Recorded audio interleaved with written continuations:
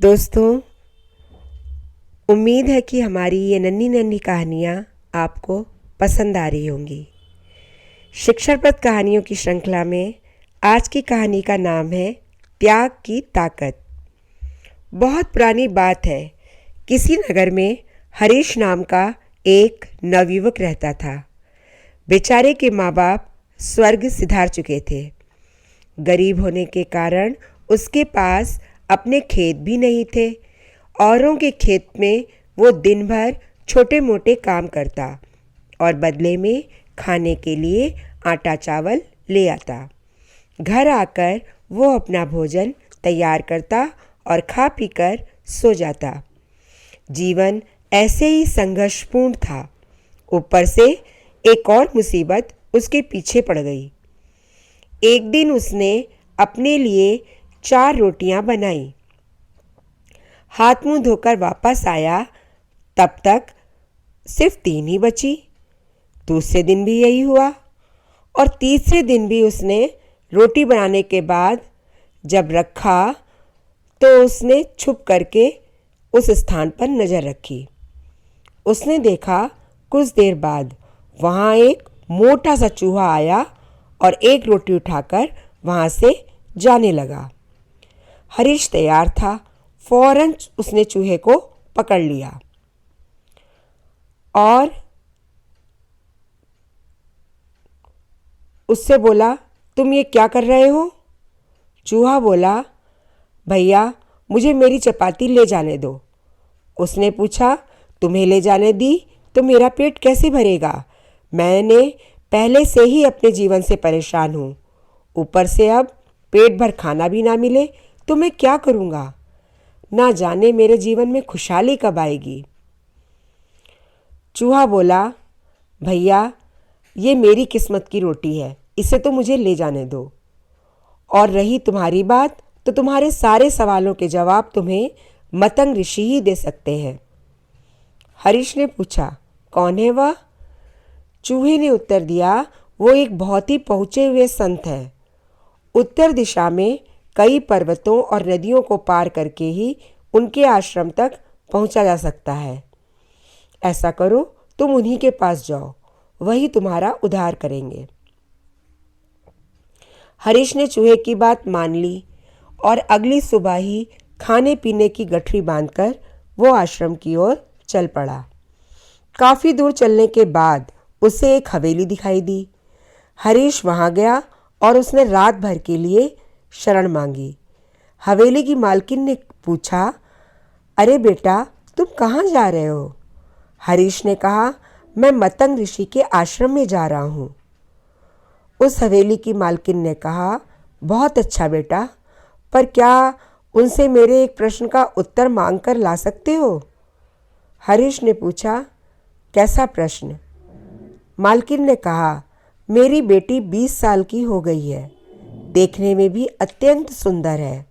उसके अंदर हर प्रकार के गुण भी विद्यमान हैं, पर बेचारी ने अभी तक एक शब्द भी नहीं बोला है। मुझे पूछना है कि वो बोलना कब शुरू करेगी? और ऐसा कहते कहते मालकिन रो पड़ी। हरीश ने कहा, देखिए आप परेशान ना हो, मैं आपका उत्तर जरूर लेकर आऊँगा। और फिर हरीश आगे चल पड़ा। रास्ता बहुत ज़्यादा लंबा था। रास्ते में उसे बड़े बड़े बर्फीले पहाड़ मिले। उसे समझ में नहीं आ रहा था कि कैसे पार करूं। समय बीतता जा रहा था। तभी उसे एक तांत्रिक दिखाई दिया जो वहां बैठकर तपस्या कर रहा था। हरीश तांत्रिक के पास गया और उससे बोला, मुझे मतंग ऋषि के दर्शन को जाना है, कैसे जाऊं? रास्ता तो बहुत परेशानी वाला लग रहा है।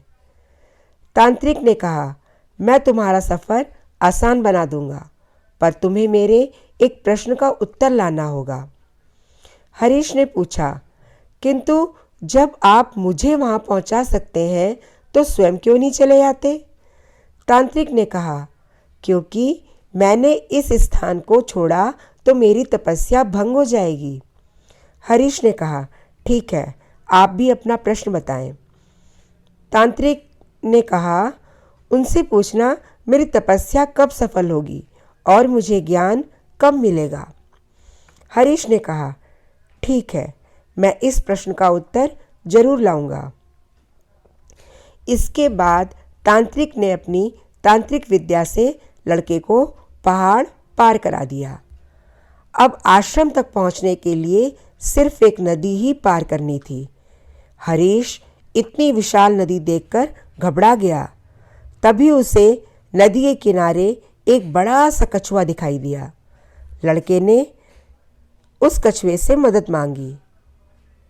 हरीश ने कहा, आप मुझे अपनी पीठ पर बैठाकर इस नदी को पार करा दीजिए। कछुए ने कहा, ठीक है। पर जब दोनों नदी पार कर रहे थे तो कछुए ने पूछा, कहाँ जा रहे हो आप? हरीश ने उत्तर दिया, मैं मतंग ऋषि से मिलने जा रहा हूँ। कछुए ने कहा, अरे ये तो बहुत अच्छी बात है। क्या तुम उनसे मेरा एक प्रश्न पूछ सकते हो? हरीश ने कहा, हाँ जी, क्यों नहीं, चलिए अपना प्रश्न बताइए। कछुआ बोला, मैं एक असाधारण कछुआ हूँ जो कि समय आने पर ड्रैगन बन सकता है। 500 साल से मैं इसी नदी में हूँ और ड्रैगन बनने की कोशिश कर रहा हूँ। आखिर मैं ड्रैगन कब बनूंगा? बस यही मतंग ऋषि से पूछ करके बताना। नदी पार करके कुछ दूर जाने पर मतंग ऋषि का आश्रम दिखाई देने लगा। आश्रम में प्रवेश करने पर शिष्यों ने हरीश का स्वागत किया और संध्या के समय ऋषि ने हरीश को दर्शन दिए और बोले, पुत्र, मैं तुम्हारे किन्हीं भी 3 प्रश्नों का उत्तर दे सकता हूँ। अब पूछो अपने प्रश्न। हरीश असमंजस में फंस गया। वो अपना प्रश्न पूछे या फिर उसकी मदद करने वाले हवेली की मालकिन, तांत्रिक और कछुए का। वो अपना प्रश्न पूछना चाहता था, पर उसने सोचा कि उसे मुसीबत में मदद करने वाले लोगों का उपकार नहीं भूलना चाहिए। उसे ये नहीं भूलना चाहिए कि उसने उन लोगों से उनके प्रश्नों का उत्तर लाने का वायदा किया है। उसी पल उसने निश्चय किया कि वो खूब मेहनत करेगा और अपनी ज़िंदगी मेहनत से ही बदल लेगा। लेकिन इस समय इन 3 लोगों की ज़िंदगी में बदलाव लाना जरूरी है।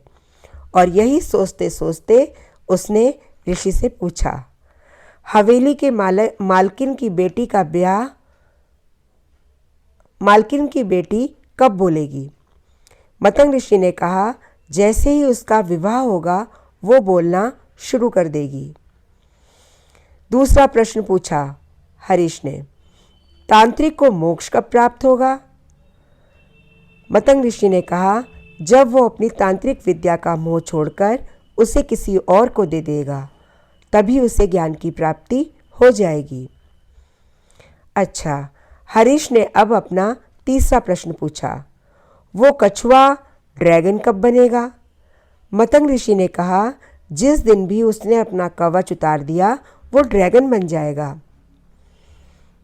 अब मैंने तुम्हारे 3 प्रश्नों के उत्तर दे दिए हैं। हरीश बहुत खुश हुआ। उसने ऋषि से आशीर्वाद लिया और उनके चरण स्पर्श करके वहाँ से प्रस्थान किया। वापस रास्ते में उसे कछुआ मिला। उसने हरीश को नदी पार करा दी और फिर अपने प्रश्न के बारे में पूछा। तब हरीश ने कछुए से कहा कि भैया, अगर तुम अपना कवच उतार दो तो तुम ड्रैगन बन जाओगे। कछुए ने जैसे ही कवच उतारा उसमें से बहुत सारे मोती झड़ने लगे। फिर कछुए ने वे सारे मोती हरीश को दे दिए और वो कुछ ही पलों में ड्रैगन में बदल गया। फिर उसकी खुशी का ठिकाना ही नहीं रहा और उसने फौरन हरीश को अपने ऊपर बिठाया और बर्फीली पहाड़ियाँ पार करा दी। थोड़ा आगे जाने पर उसे तांत्रिक मिला। हरीश ने उसे ऋषि की बात बताई। हरीश ने कहा, जब आप अपनी तांत्रिक विद्या किसी को दे देंगे तो आपको ज्ञान की प्राप्ति हो जाएगी। तांत्रिक बोला, अब मैं किसी और को ढूंढने कहाँ जाऊँगा? ऐसा करो, तुम ही मेरी विद्या ले लो। और ऐसा कहते ही तांत्रिक ने अपनी सारी विद्या हरीश को दे दी और अगले ही पल उस तांत्रिक को ज्ञान की प्राप्ति की अनुभूति हो गई। अब हरीश वहां से आगे बढ़ा और तांत्रिक से मिली विद्या के दम पर जल्दी ही वो हवेली पहुंच गया। हवेली की मालकिन ने उसे देखते ही पूछा, अरे मिला है ऋषि मतंग से? क्या कहा उन्होंने मेरी बिटिया के बारे में? हरीश ने कहा, जिस दिन आपकी बेटी की शादी हो जाएगी वो बोलने लगेगी। मालकिन बोली, तो देर किस बात की है? तुम इतनी बड़ी खुशखबरी लाए हो, अब भला तुमसे अच्छा लड़का उसके लिए कौन हो सकता है? हवेली की मालकिन ने दोनों की शादी करा दी और शादी होते ही सचमुच ही वो लड़की बोलने लगी। हरीश अपनी पत्नी को लेकर गांव पहुंचा और उसने सबसे पहले उस चूहे को धन्यवाद दिया और अपनी नई हवेली में उसके लिए भी रहने का एक स्थान बनवा दिया। दोस्तों, इस कहानी से हमें ये शिक्षा मिलती है कि जीवन से हार चुके हरीश के पास आज धन दौलत, परिवार, ताकत सब कुछ था, सिर्फ इसलिए क्योंकि उसने अपने प्रश्न का त्याग किया था और उसने खुद से पहले दूसरों के बारे में सोचा था। और यही जीवन में कामयाब होने का फॉर्मूला है। ये मत पूछिए कि औरों ने आपके लिए क्या किया, ये सोचिए कि आपने औरों के लिए क्या किया। जब आप इस सेवा भाव के साथ दुनिया की सेवा करेंगे और दूसरों के लिए अपनी इच्छा का त्याग करेंगे तो ईश्वर आपके जीवन में भी चमत्कार करेंगे और त्याग की ताकत से आपको जीवन की हर खुशी सहज ही प्राप्त हो जाएगी। तो ये थी हमारी आज की कहानी। कैसी लगी कमेंट बॉक्स में लिखकर अवश्य बताइएगा।